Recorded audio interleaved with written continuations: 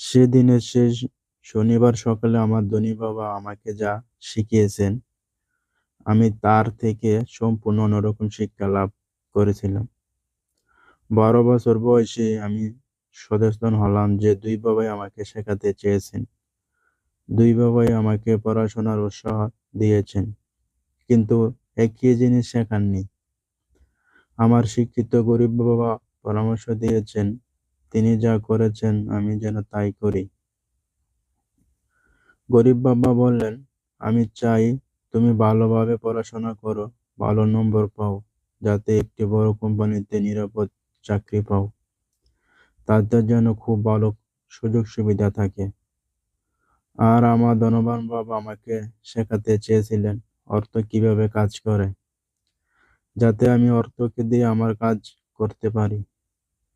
ওনার দেওয়া শিক্ষা আমার সারা জীবন কাজে আসবে। তুমি যে ঘন্টা 10 টাকা কাজ করার ব্যাপারে রেগে গেছ, তাতে আমি খুশি হয়েছি। তুমি যদি রেগে না যেতে এবং আনন্দের সঙ্গে গ্রহণ করতে, আমি তোমাকে শেখাতে পারতাম না। প্রকৃত শিক্ষার জন্য কর্মশক্তি, আবেগ এবং তীব্র আকাঙ্ক্ষা প্রয়োজন। এই ফর্মুলার রাগের একটি বিরাট অংশ কাজ করে, কারণ আবেগ তৈরি হয় ভালোবাসা ও রাগের সংমিশ্রণে। টাকা কড়ির ব্যাপারে বেশিরভাগ লোক সাবধানে খেলতে চায়, তাতে সে নিরাপদ বোধ করে। তাই আবেগ দিয়ে তারা পরিচালিত হয় না, হয় ভয় দিয়ে। তাহলে সেজন্যই কি তারা কম মানের চাকরি নেয়? অবশ্যই, ধনী বাবা বললেন। কিছু লোক বলে যে আমি লোকেদের শোষণ করি, কারণ আমি সরকারি চাকরি লোকেদের মতো মোটা মাইনে দেই না। আমি বলি লোকেরা নিজেদের শোষণ করে। ভয়টা তাদের, আমার নয়। কিন্তু আপনার কি মনে হয় না ওদের বেশি মাইনে দেওয়া উচিত? আমি জিজ্ঞাসা করলাম। ধনী বাবা বললেন, আমার দেওয়া প্রয়োজন হবে না।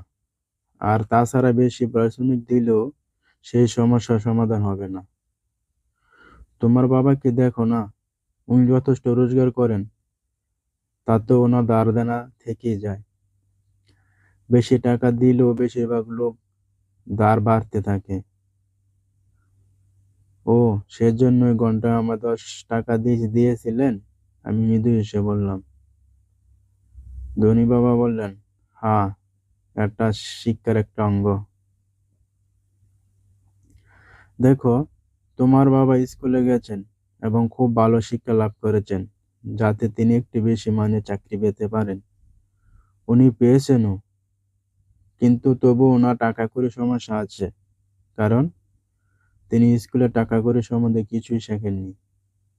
তার উপর তিনি অর্থের জন্য কাজ করায় বিশ্বাস করেন। আর আপনি করেন না? আমি জিজ্ঞাসা করলাম। না, সত্যি না, ধনী বাবা বললেন। তুমি যদি অর্থের জন্য কাজ করতে চাও, তাহলে স্কুলেই থাকাই ভালো। ওই জিনিস শেখার জন্য ওই জায়গায় দারুণ। কিন্তু তুমি যদি শিখতে চাও কি করে অর্থকে তোমার জন্য কাজ করতে হয়, তাহলে আমি তোমাকে সেটা শেখাবো। কিন্তু তুমি যদি শিখতে চাও, তাহলে শেখাবো, নয়তো নয়। সবাই কি সেটা শিখতে চাইবে না? আমি জিজ্ঞাসা করলাম। ধনী বাবা না বললেন, কারণ অর্থের জন্য কাজ করতে শেখাটা সহজতর, বিশেষ করে যখন টাকা পয়সার ব্যাপারে আলোচনা করা হয় তখন। যদি ভয় তোমার প্রাথমিক আবেগ থাকে। আমি বললাম, না। আমি বুড়ো কুঁচলে বললাম, ওদিকে এখন দুশ্চিন্তা করো না। শুধু জেনে রাখো, ভয়ের জন্য বেশিরভাগ লোক চাকরি করে। বিল মেটাতে না পারার ভয়। একটা পেশা অথবা একটা ব্যবসা শেখার একই মূল্য। বেশিরভাগ লোক পয়সার ক্রীতদাস হয়ে যায়। আর তারপর তার মালিকের উপর রেগে যায়। অর্থকে নিজের জন্য কাজ করাতে শেখানো ব্যাপারটা বোধহয় সম্পূর্ণ আলাদা শিক্ষা, না? আমি জিজ্ঞাসা করলাম। নিশ্চয়ই, ধনী বাবা উত্তর দিলেন। কুমিল্লার সেই সুন্দর সকালে আমরা নিস্তব্ধ হয়ে বসে রইলাম। আমার বন্ধুরা তাদের লিগের ভলিবল খেলার সবে শুরু করতে চলেছে। কোনো কারণে আমি নিজেকে ধন্যবাদ দিলাম। আমি ঘন্টা 10 টাকা কাজ করব স্থির করেছিলাম বলে আজ বুঝতে পেরেছিলাম আমি এমন কিছু শিখতে চলেছি যা আমার বন্ধুরা স্কুলে শিখতে পারবে না। শেখার জন্য প্রস্তুত? ধনী বাবা জিজ্ঞাসা করলেন। নিশ্চয়ই, আমি মুচকি হেসে বললাম। আমি আমার প্রতিশ্রুতি রেখেছি। আমি দূর থেকে তোমায় শিক্ষা দিয়েছিলাম। আমার ধনী বাবা বললেন, 12 বছর বয়সে তুমি অর্থের জন্য কাজ করতে কেমন লাগে তা বুঝতে পেরেছ। বেশিরভাগ লোকেরা কিভাবে জীবনযাপন করতে হয় তা বুঝতে হলে তোমার শেষ মাসটা 50 বছর দিয়ে গুণ করো, তাহলে তোমার একটা ধারণা হবে। আমি বুঝলাম না। চাকরি করা আর তারপর বেতন বাড়াতে বলা, আমার সঙ্গে দেখা করা তোমার কেমন লাগছিল? টনি বাবা আমাকে জিজ্ঞাসা করলেন। আমি বললাম, অসহ্য লাগছিল। তুমি যদি অর্থের জন্য কাজ করা বেছে নাও, অনেকের মতো তোমার জীবনে অর্থ ওইরকমই হবে। ধনী বাবা বললেন, আর যখন বিউটি 3 ঘন্টা কাজের জন্য তোমার হাতে 3টি 10 টাকা নোট দিয়েছিল, তখন তোমার কেমন লাগছিল? আমার তখন মনে হয়েছিল এটা যথেষ্ট না। আমি নিরাশ হয়ে গিয়েছিলাম। আমি বললাম, কি করে অর্থকে নিজের জন্য কাজ করানো যায় এই শিক্ষাটা আজীবন শিখতে হয়। বেশিরভাগ লোক 4 বছর জন্য কলেজে যায় এবং তাদের পড়াশোনা শেষ করে। আর আমি আগে জেনে গেছি আমার অর্থ দিয়ে এই শিক্ষা সারা জীবন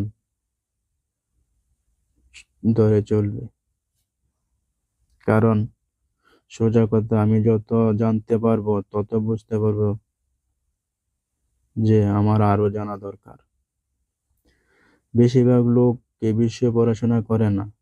তারা কাজে যায়, তাদের বেতনের চেক পায়, চেক বুকে ব্যালেন্স করে, বাস হয়ে গেল। তারপর আবার ভাবে কেন টাকা পয়সার সমস্যা হচ্ছে। তাদের মনে হয় আরো বেশি অর্থ সমস্যা সমাধান করবে। খুব কম সংখ্যক বুঝতে পারে যে আর্থিক শিক্ষার স্বল্পতা তাদের আসল সমস্যা। ধনবান বাবা বললেন, অর্থকে কিভাবে নিজের জন্য কাজ করতে হয় তারা জানে না। তারা স্কুলে যেতে চায়, একটি পেশা শিক্ষা নিতে চায়, টাকার জন্য কাজ করতে করতে আনন্দ পেতে চায় এবং অনেক পয়সা উপার্জন করতে চায়। হঠাৎ যখন বিরাট অর্থের সমস্যা নিয়ে বেড়ে ওঠে, তখন তারা কাজ বন্ধ করতে পারে না। এটাই শুধুমাত্র অর্থের জন্যই। অথচ অর্থকে কি করে কাজ করাতে হয় সে শিক্ষাটা না থাকার খেসারত দিতে হয় তাদেরকে আজীবন। তাহলে এখন কি তোমার শিক্ষার ইচ্ছা আছে? ধনবান বাবা আমাকে জিজ্ঞাসা করলেন। আমি মাথা নাড়লাম। ধনবান বাবা বললেন, ভালো, এখন কাজে ফিরে যাও। এবার আমি তোমাকে কোনো মাইনে দেব না। আমি বললাম, কি? আমি বিস্মিত হলাম। তুমি ঠিকই শুনেছ। কিছু না, তুমি প্রতি শনিবার এভাবে 3 ঘন্টা কাজ করবে, কিন্তু এবার তোমার ঘন্টা 10 টাকা করে দেওয়া হবে না। আমি কথাগুলো বিশ্বাস করতে পারলাম না। ধনী বাবা বললেন, আমার সঙ্গে মাইকের আগেরই এই বিষয়ে কথা বলতে হয়ে গেছে। ও বিনা মাইনেতে আগে থেকে কাজ করছে, জারপোজ করছে আর টিনের জিনিস সাজাচ্ছে। তুমি বরং তাড়াতাড়ি করো, ওখানে যাও। এটা অন্যায়, আমি চিৎকার করলাম। কিছু তো দিতে হবে। তুমি বলছো তুমি শিখতে চাও। ধনী বাবা বললেন, তুমি যদি এখন এটা না শেখো তাহলে তুমি বড় হয়ে আমার লিভিং রুমে বসে থাকা ওই দুইটি মহিলা আর একটি বয়স্ক লোকটির মতোই হবে।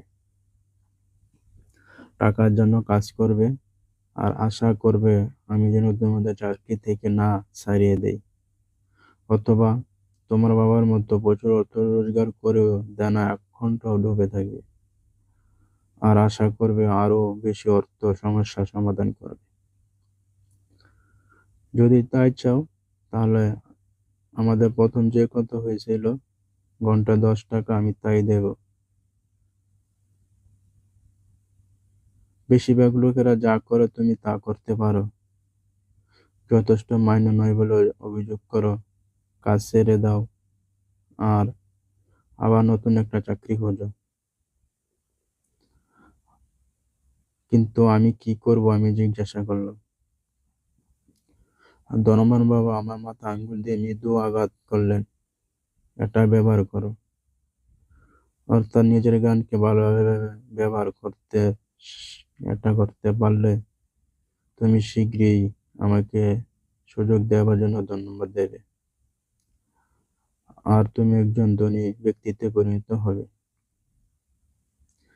আমি ওখানে দাঁড়িয়ে রইলাম। কি একটি বাজে প্রস্তাব আমাকে দেওয়া হলো তা আমার বিশ্বাস হচ্ছিল না। আমি এসেছিলাম মাইনে বাড়ানোর কথা বলতে, আর আমাকে এখন বলা হচ্ছে বিনা পারিশ্রমিকে কাজ করে যেতে। ধর্মান বাবা আমার মাথা আবার টুকটুক করলেন আর বললেন, এটা ব্যবহার করো, এখন এখান থেকে বেরিয়ে যাও, নিজের কাজ করো। ধনীরা অর্থের জন্য কাজ করে না। আমাকে যে বেতন দেওয়া হচ্ছে না সে কথা আমার গরিব বাবাকে বলিনি, উনি ব্যাপারটা বুঝতেন না, আর আমি ওনাকে এমন কিছু বোঝানোর চেষ্টা করতে চাইছিলাম না যেটা আমি নিজেও তখন ভালো করে বুঝিনি। আরো 3 সপ্তাহ মাইকার আমি প্রতি শনিবার 3 ঘন্টা কাজ করেছিলাম বিনা পয়সায়। কিন্তু ভলিবল খেলাটা না খেলতে পারা আর কমিক্স বই কিনতে না পারা আর দুঃখটা আমায় কুরে কুরে খাচ্ছিল। 3 সপ্তাহ পর এক দুপুরে ধনমল বাবা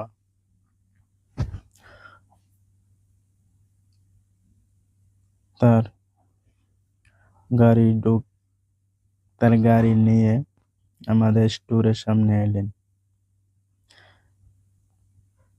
তিনি স্টোরের মধ্যে ঢুকলেন আর বিট্টুইকে জড়িয়ে ধরে কাজকর্ম কেমন চলছে সম্বন্ধে খোঁজ খবর নেন। তারপর তিনি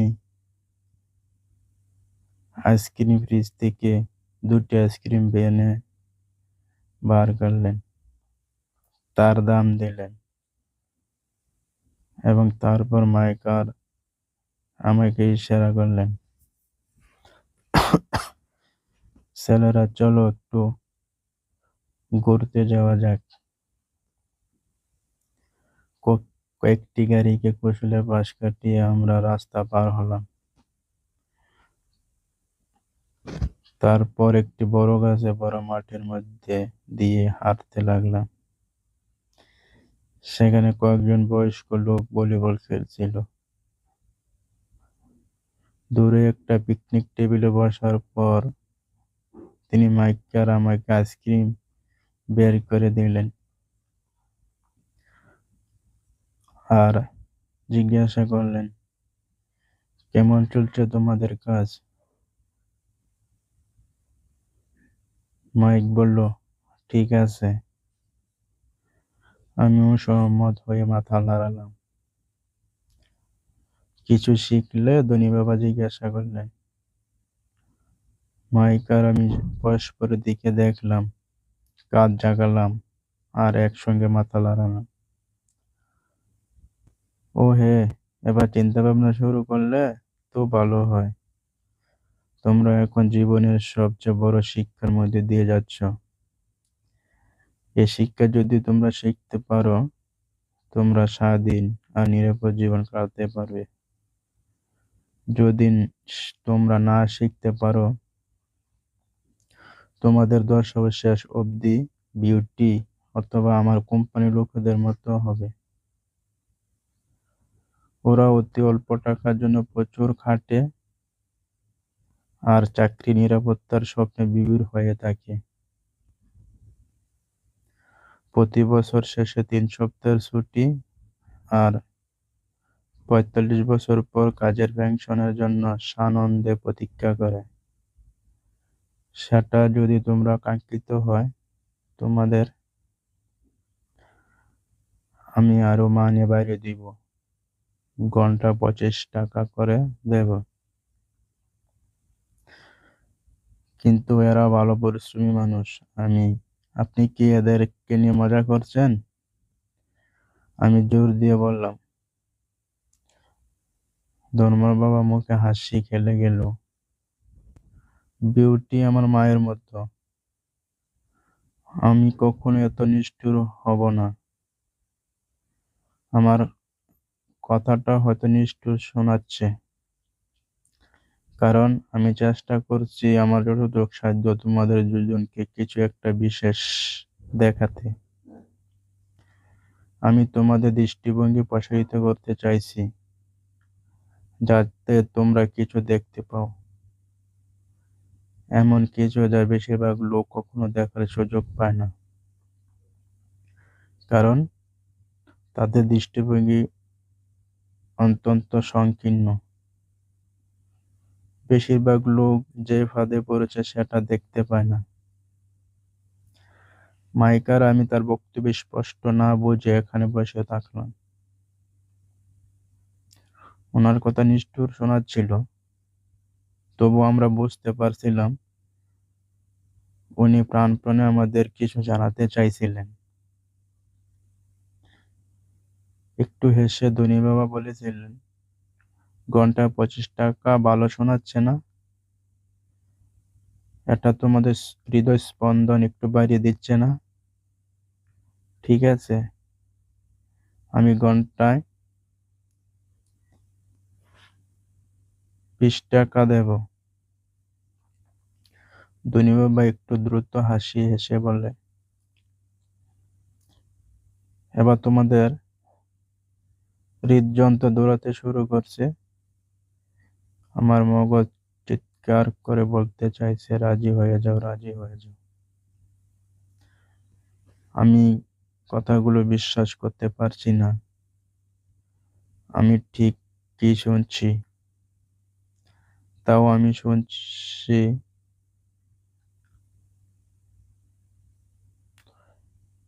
ধনী বাবা আবার বলে উঠলেন, ঠিক আছে, ঘন্টায় 100 টাকা দিও। আমার 12 বছরের ছোট মগজে এবং হৃদয় যেন ফেটে যাবে উপক্রম। যতই হোক, 2000 সাল, ঘন্টায় 100 টাকা আমাকে পৃথিবীর সবচেয়ে ধনী বালকে পরিণত করবে।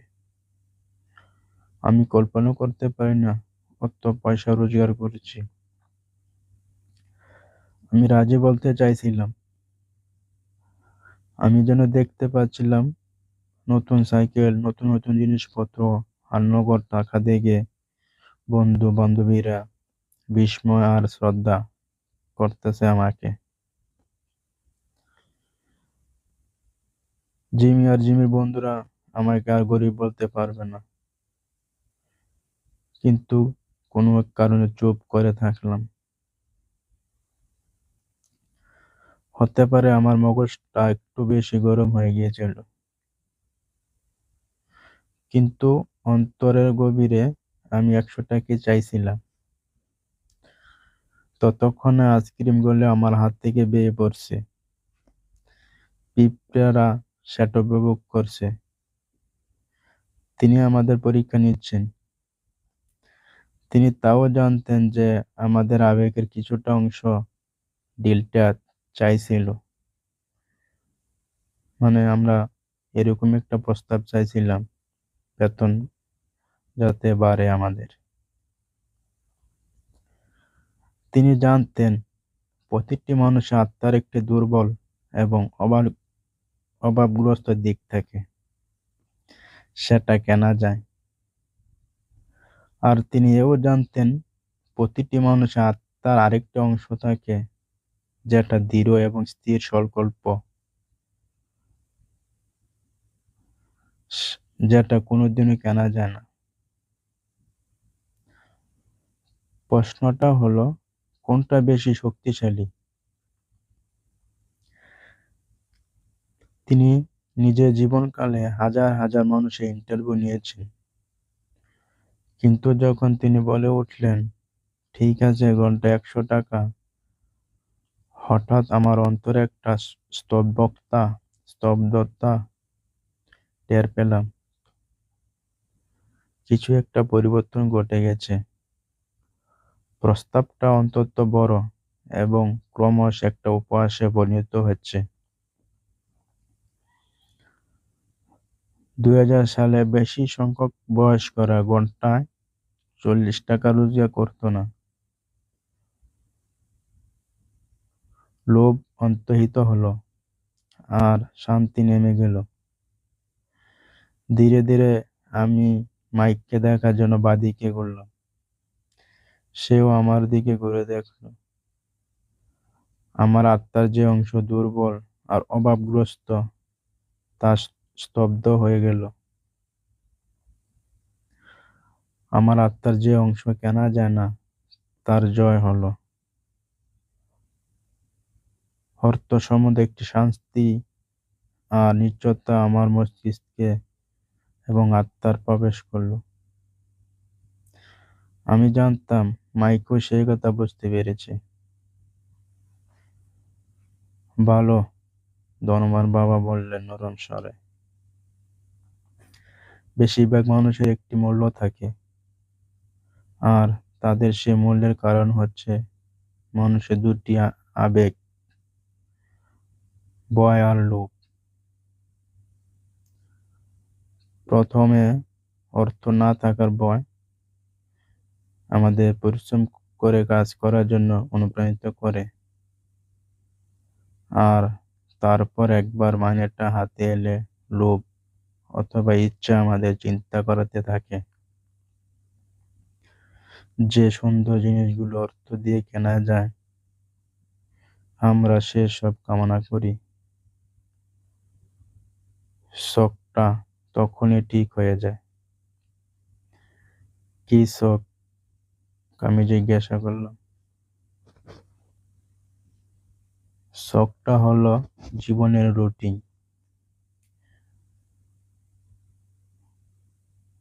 ঘুম থেকে ওঠা, কাজে যাওয়া, বিল জমা দেওয়া, আবার ওঠা, কাজে যাওয়া, বিল জমা দেওয়ার শখ। তখন থেকে তাদের সারা জীবন দুটি আবেগ দিয়ে পরিচালিত হতে থাকে, ভয় এবং লোভ। তাদের আরো বেশি অর্থের লোভ দেখাও, তারা চক্রটা চালাতে থাকবে। অন্য কোনো রাস্তা আছে? আমি জিজ্ঞাসা করলাম। হ্যাঁ, ধনবান বাবা ধীরে ধীরে বললেন, কিন্তু অতি অল্প সংখ্যক লোক সেটা খুঁজে পায়। আর সে রাস্তাটা কি? মাইক জিজ্ঞাসা করলো। দই বাবা বললেন, আমি আশা করেছিলাম যে তোমরা আমার সাথে কাজ করতে করতে আর শিখতে শিখতে সেটাই খুঁজে পাবে। সেজন্য আমি টাকা দেওয়া বন্ধ করে দিয়েছিলাম। কোনো আভাস দিতে পারো? মাইক জিজ্ঞাসা করলো। আমরা এরকম কঠিন পরিশ্রম করে, তাও বিনা মানিতে কাজ করে যে ক্লান্ত হয়ে পড়েছি। ঠিক আছে, প্রথম পদক্ষেপ হলো সত্যি কথা বলা, ধনবান বাবা বললেন। কি বিষয়ে সত্যি কথা? আমি জিজ্ঞাসা করলাম। ধনী বাবা বললেন, অন্য কাউকে বলতে হবে না, শুধু নিজেকে বলো।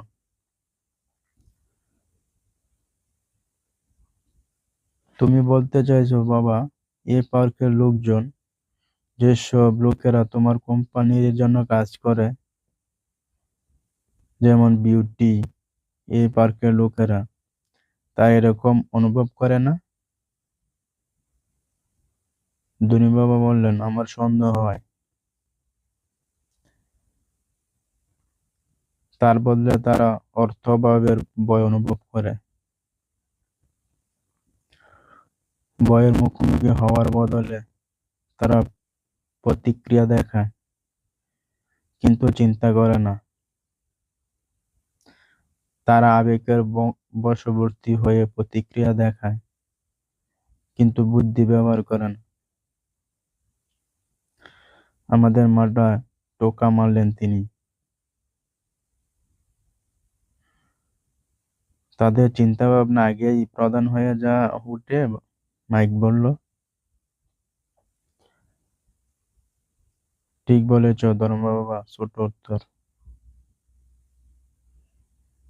তাদের সত্যিকারের অনুভূতি নিজেদের কাছে প্রকাশ করার বদলে তারা আবেগ অনুযায়ী প্রতিক্রিয়া দেখায়, মাথা খাটিয়ে চিন্তা করে না। তারা ভয় পায়।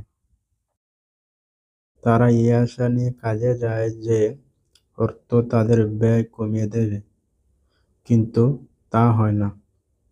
সেই পুরনো ভয়ের সঙ্গে থাকে। তারা আবারও কাজে যায় এই আশা নিয়ে যে অর্থ তাদের ভয়কে শান্ত করবে, কিন্তু আবারও তা হয় না। ভয় দূর করার জন্য প্রতিশ্রুতি দিয়ে ভয়ই তাদের এই কাজ করতে বাধ্য করে। অর্থ রোজগার করা, আবার কাজ করা, অর্থ রোজগার করার ফাঁদে ফেলে।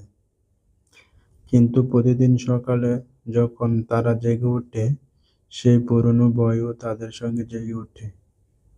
কোটি কোটি লোককে এই পুরনো ভয় সারা রাত জাগিয়ে রাখে। রাতটা দুশ্চিন্তা আর অশান্তির কারণ হয়ে দাঁড়ায়। তাই তারা এই আশা জেগে ওঠে আর কাজে যায় যে ভয়টা তাদের আত্মাকে ক্ষয় করে ফেলছে, তাকে মাইনের চেকটা মেরে ফেলবে। অর্থ তাদের জীবনকে চালাচ্ছে, আর তারা সে সম্বন্ধে সত্যি বলতে অস্বীকার করে। অর্থই তাদের আবেগকে নিয়ন্ত্রণ করে, অতঃপর আত্মাকেও। ধন্যবাদ বাবা তার কথাগুলো আমাদের মনের ভিতর ঢুকতে দিয়ে শান্তভাবে বসে রইলেন। বড়রা কেন কাজে যাওয়ার জন্য তাড়াহুড়া করে তা আমায় ভাবাতো। একটা বেশ মজার ব্যাপার বলে তো মনে হয় না। আর তাদের কখনো খুব খুশি দেখায় না, কিন্তু কিছু একটা তাদের কাজে যাবার জন্য তাড়া দিতে থাকে। উনি কি বলেছেন তা আমরা যতটা সম্ভব অন্তর্গ্রহণ করছি। বুঝতে পেরে ধনী বাবা বললেন, আমি চাই তোমরা সেই ফাঁদটা এড়িয়ে চলো। আমি যখন বসে আমার ধর্ম বাবার সাথে কথা শুনছিলাম, আমার নিজের বাবার কথা মনে পড়ল। উনি প্রায়ই বলেন, আমার অর্থে আগ্রহ নেই। তিনি সবসময় বলতেন, আমি কাজ করি কারণ আমি আমার কাজকে ভালোবাসি। এরকম একটা কথা বলে নিজেকে বাঁচাতেন। তাহলে আমরা কি করব, আমি জিজ্ঞাসা করলাম। আমাদের মধ্যে থেকে ভয় এবং লোভের চিহ্ন নিঃশেষ হয়ে যাওয়া পর্যন্ত অর্থের জন্য কাজ করব। ধনী বাবা বললেন, না, সেটা সময় নষ্ট করা হবে। ধনবান বাবা বললেন, আবেগই আমাদের মনুষ্যত্বের বৈশিষ্ট্য। এ আবেগ আমাদের খাঁটি করেছে। আবেগ বলতে আমরা কর্মশক্তি আর গতির সমন্বয় বুঝি। নিজের আবেগের প্রতি সত্যনিষ্ঠ থাকো। নিজের বুদ্ধি আর আবেগ নিজের সমর্থনে ব্যবহার করো, বিপক্ষে নয়। ওকে বলল মাইক। আমি এতক্ষণে কি বললাম তাই নিয়ে দুশ্চিন্তা করো না। আগামী বছরগুলোর এর অর্থ আরো স্পষ্ট হবে। তুমি শুধু নিজের আবেগের দর্শক হও, প্রতিক্রিয়া দেখিও না। বেশিরভাগ লোক জানে না তাদের আবেগ তাদের দিয়ে চিন্তা করায়। তোমার আবেগ তোমার আবেগই থাকুক, কিন্তু তোমার বুদ্ধি বিবেচনা দিয়ে নিজে চিন্তা করতে শিখতে হবে। আমাকে একটা উদাহরণ দিতে পারেন? আমি জিজ্ঞাসা করলাম। নিশ্চয়ই। যখন কেউ বলে আমার একটি চাকরি পাওয়ার দরকার, খুব সম্ভব সেক্ষেত্রে আবেগই চিন্তাটা করাচ্ছে। অর্থ না থাকার ভয় এ চিন্তার জন্ম দিচ্ছে। আমি বললাম, নিশ্চয়ই দরকার আছে। হাসলেন ধনবান বাবা। আমি যা বলতে চাইছি তা হলো, প্রায়ই বেশিরভাগ মানুষ চিন্তার উৎস হচ্ছে ভয়। আমি বুঝতে পারছি না, মাইক বলল। উদাহরণস্বরূপ, যদি যথেষ্ট অর্থ না থাকার ভয় জাগে, তখনই অর্থ রোজগারের তাগিদে একটা চাকরি পাওয়ার জন্য দৌড়ে বেরিয়ে যায়। আর দৌড়ে বেরিয়ে ভয়টা দূর করার জন্য তারা নিজেদেরকে একটা প্রশ্ন করতে পারে, চাকরিটি কি ভবিষ্যতে সবচেয়ে ভালোভাবে ভয়ের সমস্যার সমাধান করতে পারবে? আমার মতে উত্তর হচ্ছে না। বিশেষত যখন কোনো ব্যক্তির পুরো জীবনটাই দেখা যায়। সত্যি বলতে কি, চাকরি একটি দীর্ঘকালীন সমস্যার সাময়িক সমাধান। কিন্তু আমার শিক্ষিত গরিব বাবা সবসময় বলেছেন, স্কুলে পড়াশোনা করো, ভালো নম্বর পাও, যাতে তুমি একটি নিশ্চিত নিরাপদ চাকরি পাও। আমি কিছুটা বিভ্রান্ত হয়ে বলে ফেললাম, হ্যাঁ আমি জানি উনি তাই বলেন। ধনী বাবা হেসে উত্তর দিলেন, বেশিরভাগ লোকই পরামর্শ দিয়ে থাকে, আর এটা বেশিরভাগ লোকের কাছেই একটা ভালো উদ্দেশ্য। কিন্তু লোকেরা প্রধানত ভয় তাড়িত হয়ে এই পরামর্শ দিয়ে থাকে। আমি বললাম, আপনি বলতে চাইছেন আমার বাবা ওটা বললেন কারণ উনি ভয় পেয়েছেন? হ্যাঁ, ধনবান বাবার সোজা উত্তর। উনি এ ভেবে আতঙ্কিত যে তুমি অর্থ রোজগার করতে না পারলে সমাজে স্থান পাবে না। আমাকে ভুল বোঝো না। তিনি তোমাকে ভালোবাসেন এবং তোমার মঙ্গল চান। আর আমার মনে হয় তার ভয় ন্যায্য। পড়াশোনা আর একটা চাকরি অত্যন্ত জরুরি, কিন্তু এ ভয়টা দূর করতে পারবে না। দেখো, যে ভয় ওনাকে সকালে উঠায় কিছু টাকা রোজগার বাধ্য করছে, সে ভয়ই আবার তোমাকে স্কুলে যাবার তাড়না এবং জোরাজুরি করছে। তাহলে আপনি কি পরামর্শ দিচ্ছেন? আমি তোমাদের অর্থের ক্ষমতাকে কিভাবে নিজের আয়ত্তে আনা যায় তা শেখাতে চাই, ভয় পেতে নয়। আর সেটা তোমাদের স্কুল শেখায় না। তুমি যদি তা না শেখো, তুমি অর্থের ক্রীতদাস হয়ে দাঁড়াবে। আমি এখন ওনার কথা বুঝতে পারছি। উনি আমাদের দৃষ্টিভঙ্গি প্রসারিত করতে চাইছিলেন। উনি আমাদের এমন জিনিস দেখাতে চাইছিলেন যা বিউটি দেখতে পান না, আরো কর্মচারীরা দেখতে পায় না, আর সেই অর্থে আমার বাবাও দেখতে পান না। উনি এমন উদাহরণ ব্যবহার করেছেন সেগুলো এক এক সময় নিষ্ঠুর মনে হয়েছে, কিন্তু আমি কখনো সেগুলো ভুলে যাইনি। আমার দৃষ্টি সেদিন প্রসারিত হয়ে গিয়েছে। আমি সেই ফাঁদটা দেখতে শুরু করেছিলাম, যেটা বেশিরভাগ লোকের জন্য পাতা থাকে। দেখো, শেষে আমরা সবাই কিন্তু কর্মচারী। আমরা শুধু আলাদা আলাদা স্তরে কাজ করি। ধনবান বাবা বললেন, আমি শুধু চাইছিলাম তোমরা ছেলেরা একবার এই ফাঁদটা এড়িয়ে যাওয়ার সুযোগ পাও, যে ফাঁদটা ভয় আর আকাঙ্ক্ষা এই দুটি আবেগ দিয়ে তৈরি হয়েছে। এগুলো তোমাদের কাজে লাগাও, তোমাদের বিপক্ষে নয়। এটাই আমি তোমাদের শেখাতে চাই। তা না শিখলে তোমরা শুধু একজন রোজগারে কৃতদাসে পরিণত হবে। তাহলে আমরা কিভাবে ফাঁদটা এড়াবো? দারিদ্র আর আর্থিক সংগ্রামের প্রধান কারণ ভয় আর অজ্ঞতা। অর্থব্যবস্থা সরকার অথবা ধনীরা নয়, স্ব-আরোপিত। এ ভয় আর অজ্ঞতা মানুষকে ফাঁদে জড়িয়ে ফেলে।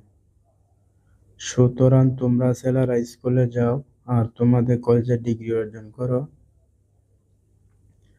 কিভাবে ফাঁদটা এড়িয়ে থাকতে হয় আমি তোমাদের শেখাবো। দাদা, রহস্যগুলো এবার সামনে আসছে। আমার উচ্চশিক্ষিত বাবার উচ্চশিক্ষা আর আকর্ষণীয় কর্মজীবন ছিল, কিন্তু স্কুল বাবাকে কখনো শেখায়নি কিভাবে অর্থ অথবা ভয়কে বয়সে আনতে হয়। আমি বুঝতে পারলাম আমি দুজন বাবার কাছ থেকে দুটি আলাদা আলাদা মূল্যবান শিক্ষা পেতে পারি। তুমি অর্থ না থাকার ভয়ের কথা বলছো, কিন্তু অর্থের আকাঙ্ক্ষা কিভাবে আমাদের চিন্তাকে প্রভাবিত করবে? মাইক জিজ্ঞাসা করল।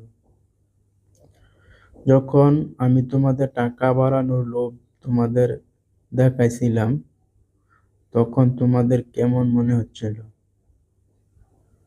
তোমরা কি খেয়াল করেছিলে যে তোমাদের আকাঙ্ক্ষা ক্রমশ বাড়ছিল? আমরা সম্মতিসূচক মাথা নাড়লাম।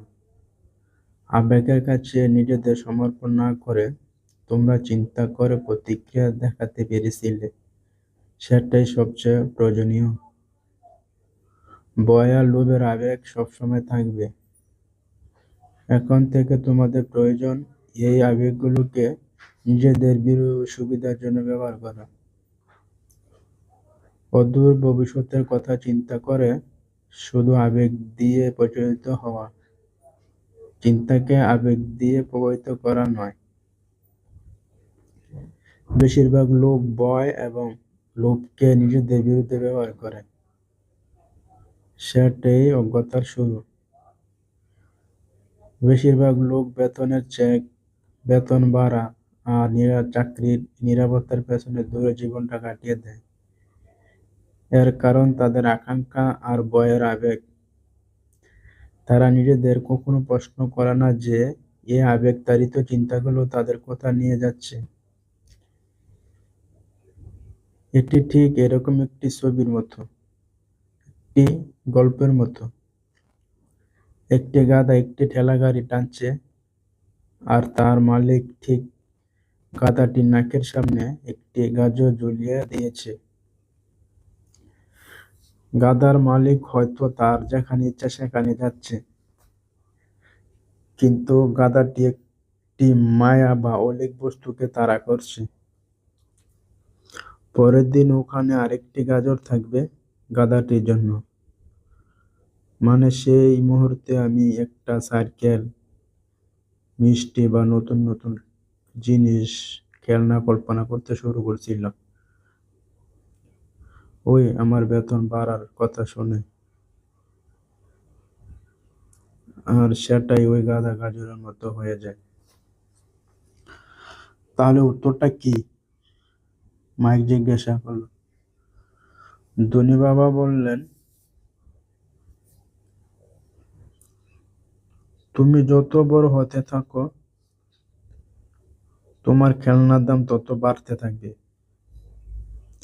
একটি নতুন গাড়ি, একটি নতুন বাড়ি, একটি নতুন নৌকা, আর বন্ধুদের প্রভাবিত করার একটি বড় বাড়ি। ধনবান বাবা অল্প হেসে বললেন, ভয় তোমাকে বাড়ি থেকে বের করে আর লোভ ডাকতে থাকে, তোমাকে বিপদে নিয়ে যায়। তাহলে উত্তরটা কি? মাইক জিজ্ঞাসা করল। ভয় আর আকাঙ্ক্ষাকে যেটা আরো তীব্র করে তা হচ্ছে অজ্ঞতা। অর্থ হচ্ছে ওই গাজর, একটা অলৌকিক বস্তু।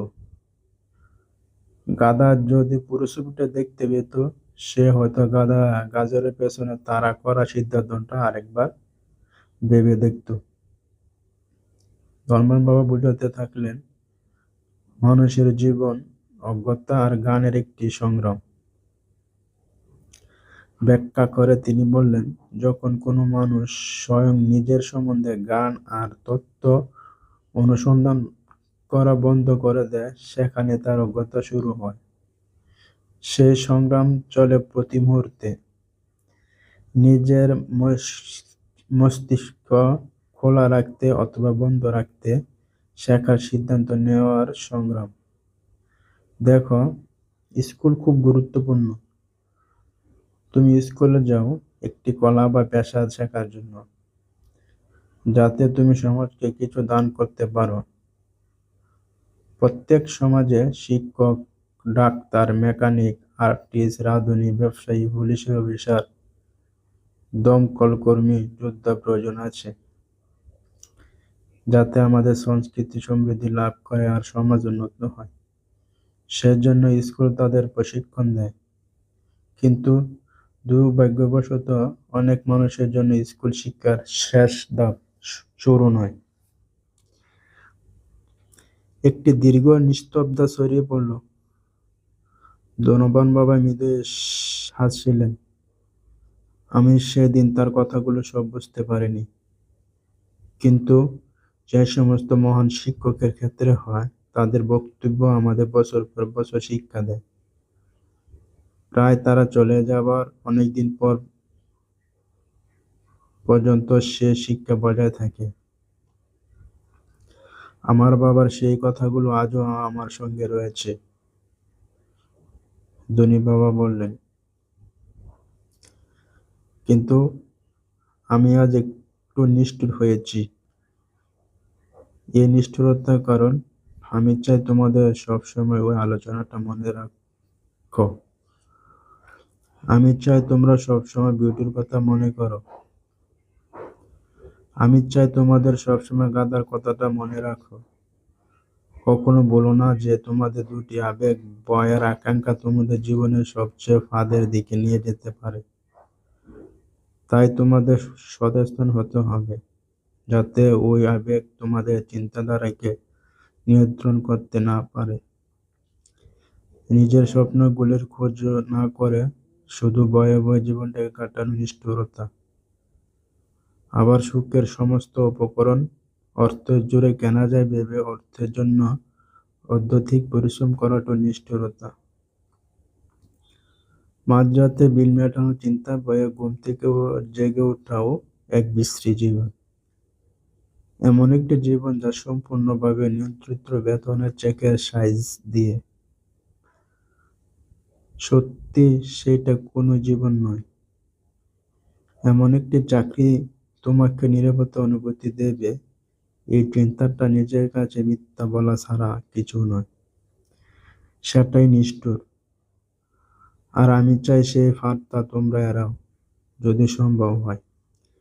আমি দেখেছি অর্থ কিভাবে মানুষের জীবন চালায়। তোমাদের জীবন সেটা হতে দিও না। দয়া করে অর্থকে তোমাদের জীবন নিয়ন্ত্রণ করতে দিও না। তাহলে লোভ আর ভয়ের সাথে অজ্ঞতা কি সম্পর্ক? আমি জিজ্ঞাসা করলাম। কারণ অর্থের সম্বন্ধে অজ্ঞতাই এত লোভ আর ভয়ের কারণ। ধনবান বাবা বললেন, তোমাদের কয়েকটা উদাহরণ দেওয়া যাক। একজন ডাক্তার তার পরিবারে বেশি সাহায্য করবে বলে আরো অর্থ লাগবে, তাই তিনি তার ফি বাড়ালেন। একটা গরিব লোকেদের বেশি আঘাত করলো, তাই গরিব লোকের স্বাস্থ্য ধনীদের চেয়ে খারাপ হতে লাগলো। যেহেতু ডাক্তাররা তাদের রেট বাড়িয়েছে, আইনজীবীরা তাদের রেট বাড়িয়ে দিল। আইনজীবীরা রেট বেড়ে যেতে স্কুল শিক্ষকরাও সে বেশি মাইনে দাবি করলো, যার ফলে আমাদের ট্যাক্স বেড়ে গেল এবং এভাবে বাড়তে থাকলো। শীঘ্রই ধনী ও দরিদ্রের মধ্যে এমন ভয়ঙ্কর পার্থক্য দেখা দেবে যে বিশৃঙ্খলা শুরু হয়ে গেল। আর একটা বড় সভ্যতা ধ্বংস হয়ে যাবে।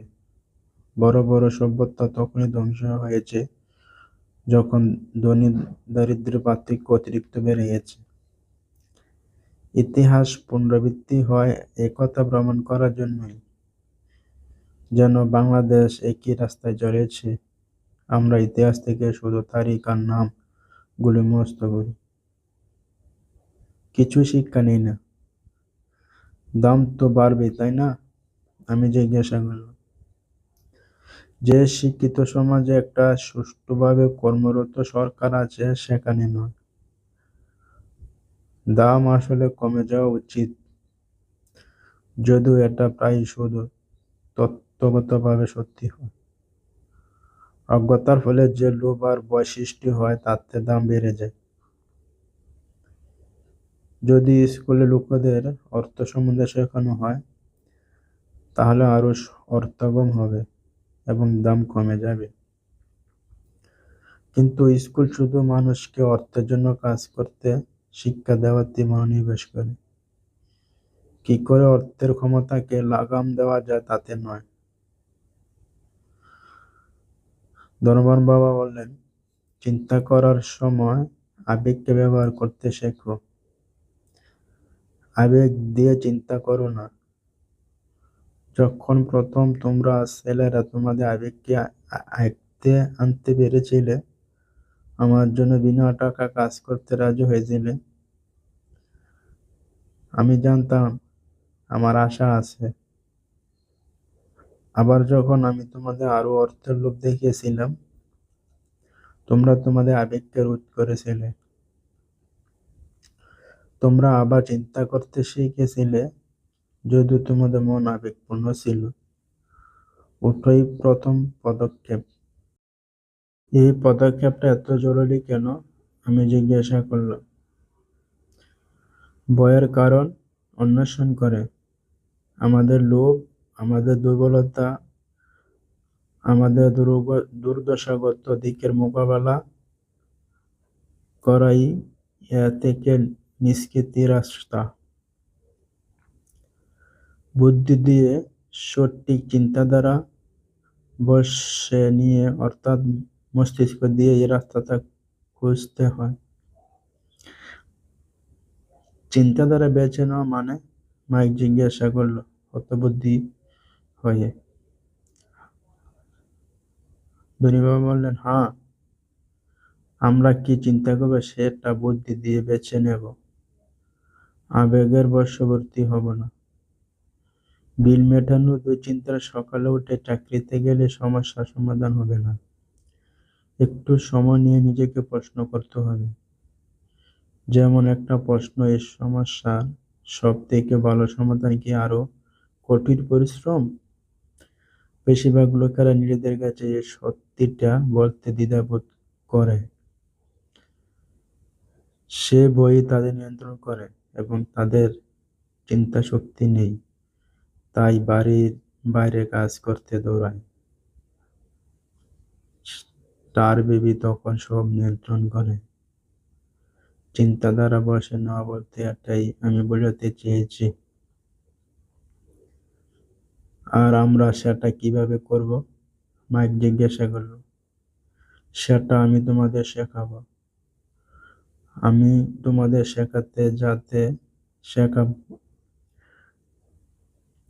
তোমাদের শেখাবো যাতে তোমাদের বসে নেবার বুদ্ধি বিবেচনা থাকে। যাতে সকালে উঠি কোনো মতে কফিটা গিলে অভিশেষ ওঠার মতো দ্রুত প্রতিক্রিয়ার বদলে তুমি চিন্তাভাবনা করতে শেখো। মনে রেখো আমার আগের কথাটা, চাকরি শুধু এক দীর্ঘদিনের সমস্যার সাময়িক বা অল্প দিনের সমাধান। বেশিরভাগ লোকেরা মাথায় শুধু একটা সমস্যা থাকে এবং এটা সাধারণত অল্প দিনের সমস্যা হয়। যেমন মাসের শেষে যে বিল আসবে, অর্থাৎ তার বেবি অর্থই তাদের পরিচালনা করে। তাই তাদের মা বাবা যা করেছিল তারাও তাই করে। প্রতিদিন সকালে ওঠে আর অর্থের জন্য কাজ করতে যায়।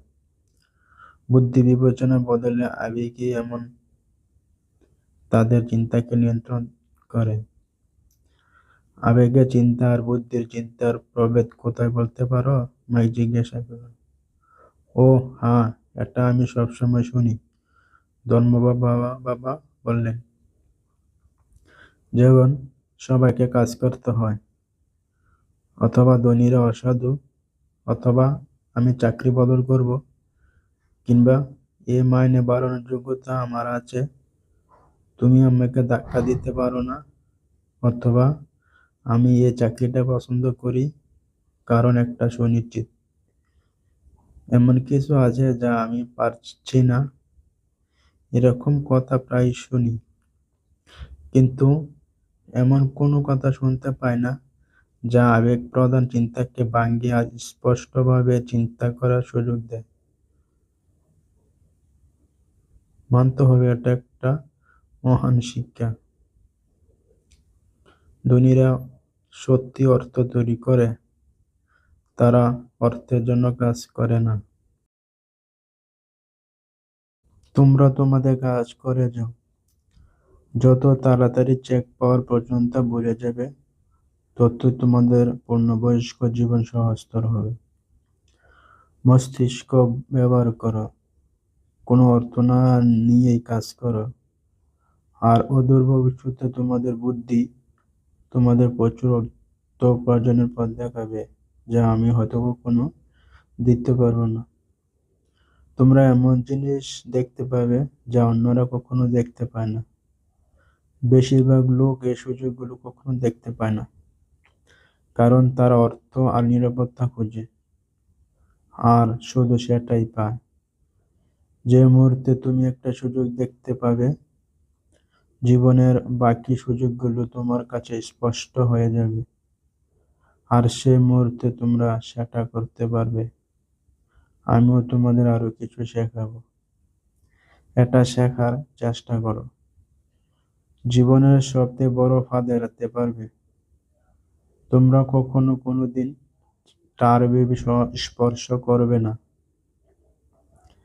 মাইক আর আমি স্টোর থেকে আমাদের জিনিসপত্রগুলো নিয়ে বিউটিকে বিদায় সম্ভাষণ জানালাম। তারপর আমরা আবার ফিরে গেলাম সেই পার্কটিতে, ওই একই বেঞ্চে। ওখানে বসে আমরা আরো কয়েক ঘন্টা চিন্তা করে আর কথা বলে সময় কাটালাম। পরের সপ্তাহে স্কুলেও আমরা চিন্তা ভাবনা করলাম। তারপর আরো 2 সপ্তাহ সময় নিয়ে কথা বলে বিনামূল্যে কাজ করলাম। দ্বিতীয় শনিবারের শেষে আমি বিউটিকে আবার বিদায় সম্ভাষণ জানালাম, আর কমিক্স বইয়ের স্ট্যান্ডটাকে লোবাতর চোখে দেখছিলাম। প্রতি শনিবার 40 টাকা না পাবার দুঃখ আছে। আমার কাছে কমিক্স বই কেনার কোনো পয়সা নেই। হঠাৎ যখন বিউটি মাইককে আর আমাকে বিদায় সম্ভাষণ জানাচ্ছে, তখন আমি ওকে এমন একটা কাজ করতে দেখলাম যা আমি তাকে কখনো করতে দেখিনি। অর্থাৎ বলতে চাইছি যে, করতে দেখো আমি কখনো তেমন মনোযোগ দিয়ে কাজটাকে লক্ষ্য করিনি। বিউটি কমিক্স বইয়ের প্রথম পাতাটা অর্ধেক করে কাটছিল। তিনি কমিক্স বইয়ের মলাটের উপরে অর্ধেকটা রাখছিলেন, আর বাকি কমিক্স বইটা একটা বড় কার্ডবোর্ডের বাক্সে ছুঁড়ে ফেলছিলেন। আমি যখন জিজ্ঞাসা করলাম যে কমিক্স বইগুলো দিয়ে কি করেন, তখন বিউটি আন্টি বললেন, আমি ওগুলো ছুঁড়ে ফেলে দিই। কমিক্স বইয়ের ডিস্ট্রিবিউটর যখন কমিক্স বই নিতে আসে, আমি মলাটের উপর অর্ধেকটা ফেরত দিয়ে দিই। ও 1 ঘন্টার মধ্যেই আসবে। মাইক আর আমি 1 ঘন্টা অপেক্ষা করলাম। কিছুক্ষণ পরে ডিস্ট্রিবিউটর এসে বলল। আমি তাকে জিজ্ঞাসা করলাম যে আমি এই কমিক্স বইগুলোকে নিতে পারি। তিনি উত্তর দিলেন, তোমরা যদি এই স্টোরে কাজ করো আর এগুলো আবার বিক্রি না করো, তাহলে এই কমিক্স বইগুলো তোমরা পেতে পারো। আমাদের পার্টনারশিপ আবার অন্যরকম ভাবে শুরু হলো। নিচতলায় মাইকের মায়ের একটা অতিরিক্ত ঘর ছিল, সেটা কেউ ব্যবহার করতো না। আমরা সেটা পরিষ্কার করে সেই ঘরে শত শত কমিক্স বই সংগ্রহ করে রাখতে শুরু করলাম। শীঘ্রই আমাদের কমিক্স বইয়ের লাইব্রেরি জনসাধারণের জন্য খুলে দেওয়া হলো। মাইকের ছোট বোন পড়াশোনা করতে ভালোবাসতো, তাই ওকে হেড লাইব্রেরিয়ান হিসেবে নিযুক্ত করা হলো। সে প্রতিটি শিশুর কাছ থেকে লাইব্রেরি ভর্তি হবার জন্য 10 টাকা করে চার্জ করত। এই লাইব্রেরি প্রতিদিন স্কুলের পর বিকেল 2:30 থেকে বিকেল 4:30 অবধি খোলা থাকতো। ক্রেতারা অর্থাৎ পাড়ার বাচ্চারা এই 2 ঘন্টা যত খুশি কমিক্স বই পড়তে পারত। ওদের জন্য লাভজনক ছিল, কারণ প্রতিটি কমিক্স বইয়ের দাম ছিল 20 টাকা বা কি 10 টাকা, আর তারা 2 ঘন্টায় 5 থেকে 6টা কমিক্স বই পড়তে পারত। বাচ্চারা যখন লাইব্রেরি ব্যবহার করত, মাইকের বোন তখন তাদের ভালো করে লক্ষ্য করত যাতে তারা কোনো কমিক্স বই নিয়ে যেতে না পারে। সে একটা রেজিস্টারও রাখতো, প্রতিদিন কতজন বাচ্চা এলো, তারা কারা এবং তাদের কোনো মতামত আছে কিনা সেসব লিখে রাখতো। মাইক আর আমি সপ্তাহে 100 টাকা করে 3 মাস ধরে পেলাম। আমরা ওর বোনকেও সপ্তাহে 10 টাকা দিতাম। তার বিনা পয়সা কমিক্স বই পড়ার অনুমতি ছিল, যদিও সে খুব বেশি কমিক্স বই পড়তো না, পাঠ্য বই পড়তেই সবসময় ব্যস্ত থাকতো। মাইক আর আমি শর্ত মাফিক প্রতি শনিবার স্টোরে কাজ করে আলাদা আলাদা স্টোর থেকে কমিক্স বই সংগ্রহ করতাম। আমাদের ডিস্ট্রিবিউটরের সঙ্গে কমিক্স বই বিক্রি না করার চুক্তিও আমরা রক্ষা করেছিলাম। বইগুলো ছিঁড়ে গেলে আমরা এগুলো পুড়িয়ে ফেলতাম। আমরা একটা শাখা অফিস খোলার চেষ্টা করেছিলাম, কিন্তু আমরা মাইকের বোনের মধ্যে একজন বিশ্বাসযোগ্য এবং একনিষ্ঠ কাউকে খুঁজে পাইনি। অনেক কম বয়সে আমরা বুঝতে পেরেছিলাম ভালো কর্মচারী পাওয়া কত কঠিন। লাইব্রেরি খোলার 3 মাস পরে একটি ঘরের মধ্যে ঝগড়া বেঁধে গেল। অন্য পাড়ার কয়েকটা গুন্ডা জোর করে ঢুকে এটা সেটা বকাবকি শুরু করছিল। মাইকের বাবা আমাদের ব্যবসাটা বন্ধ করে দিতে বললেন। শেষ পর্যন্ত আমাদের কমিক্স বইয়ের সেই ব্যবসা বন্ধ হয়ে গেল, আর আমরা দোকানে প্রতি শনিবার কাজ করা বন্ধ করে দিলাম। যাই হোক, ধনবা বাবা আমাদের কিছু নতুন বিষয় শেখাতে চান বলে উত্তেজিত ছিলেন। তিনি সুখী হয়েছিলেন এই দেখে যে আমরা প্রথম পর্বের শিক্ষা এত ভালো করে শিখতে পেরেছি। আমরা টাকাকে আমাদের জন্য কাজ করাতে শিখেছি। দোকানে অর্থ রোজগার করার সুযোগ খুঁজে নিয়েছিলাম। নিজেদের কমিক্স বই লাইব্রেরিয়ান ব্যবসা শুরু করায় আমাদের আর্থিক ব্যবস্থাকে নিজেরাই নিয়ন্ত্রণ করতে পারছিলাম। কোনো মালিকের উপর নির্ভর করতে হচ্ছিল না। সবচেয়ে ভালো হলো, আমাদের শারীরিকভাবে উপস্থিত না থাকা সত্ত্বেও ব্যবসা আমাদের জন্য অর্থ উপার্জন করছিল। আমাদের অর্থ আমাদের জন্য কাজ করেছিল। আমাদের পারিশ্রমিক হিসেবে টাকা পয়সা দেওয়ার বদলে ধনবান বাবা আমাদের অনেক কিছু দিয়েছেন, যা আমাদের ধনী করেছেন। আপনার যদি ভিডিওটি ভালো লেগে থাকে তাহলে এই চ্যানেলটি বা পেজটিকে সাবস্ক্রিপশন এবং ফলো দিয়ে পাশে থাকে। লাইক, শেয়ার, কমেন্ট করতে ভুলবেন না। ধন্যবাদ। দেখা হবে ধনী হওয়ার স্কুলের নতুন ভিডিওতে।